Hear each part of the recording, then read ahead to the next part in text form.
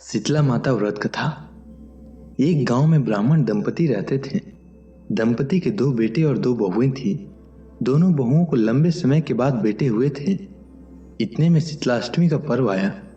घर में पर्व के अनुसार ठंडा भोजन तैयार किया गया। दोनों बहुओं के मन में विचार आया कि यदि हम ठंडा भोजन लेंगी तो बीमार हो जाएंगी। बेटे भी अभी छोटे हैं। इस कुविचार के कारण दोनों बहुओं ने पशुओं के दाने तैयार करने के बर्तन में गुपचुप दो बाटी तैयार कर ली। सास बहू शीतला की पूजा करके आई। शीतला माता की कथा सुनी।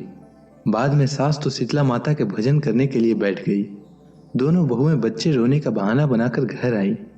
दाने के बर्तन से गरम गरम रोटला निकाले, चूरमा किया और पेट भर कर खा लिया। सास ने घर आने पर बहुओं से भोजन करने के लिए कहा। बहुएं ठंडा भोजन करने का दिखावा करके घर काम में लग गई। सास ने कहा, बच्चे कब के सोए हुए हैं, उन्हें जगाकर भोजन करा लो। बहुएं जैसे ही अपने अपने बेटे को जगाने के लिए गई तो उन्होंने उन्हें मृत पाया। ऐसा बहुओं की करतूतों के फलस्वरूप शीतला माता के प्रकोप से हुआ था।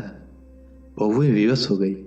सास ने घटना जानी तो बहुओं से झगड़ने लगी।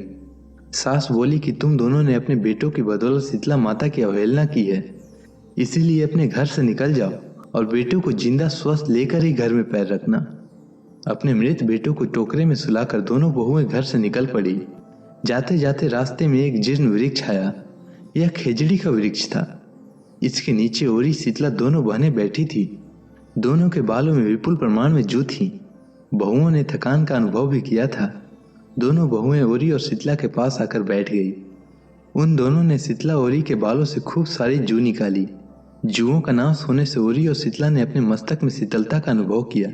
कहा, तुम दोनों ने हमारे मस्तक को शीतल ठंडा किया है, वैसे ही तुम्हें पेट की शांति मिले।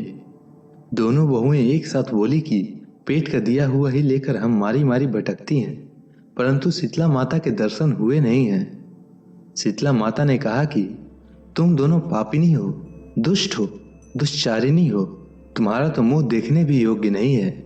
शीतलाष्टमी के दिन ठंडा भोजन करने के बदले तुम दोनों ने गर्म भोजन कर लिया था। यह सुनते ही बहुओं ने शीतला माता जी को पहचान लिया। देवरानी जेठानी ने दोनों माताओं का वंदन किया। गिड़गिड़ाते हुए कहा कि हम तो भोली भाली हैं, अनजाने में गर्म खा लिया था। आपके प्रभाव को हम जानती नहीं थी। आप हम दोनों को क्षमा करें। पुनः ऐसा दुष्कृत्य हम कभी नहीं करेंगी। उनके पश्चाताप भरे वचनों को सुनकर दोनों माताएं प्रसन्न हुई। शीतला माता ने मृतक बालकों को जीवित कर दिया। बहुएं तब बच्चों को साथ लेकर आनंद से पुनः गांव लौट आई। गांव के लोगों ने जाना कि दोनों बहुओं को शीतला माता के साक्षात दर्शन हुए थे।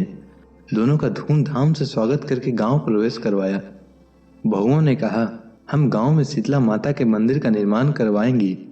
चैत्र महीने में शीतलाष्टमी के दिन मात्र ठंडा खाना ही खाएंगी। शीतला माता ने बहुओं पर जैसी अपनी दृष्टि की वैसी कृपा सब पर करे।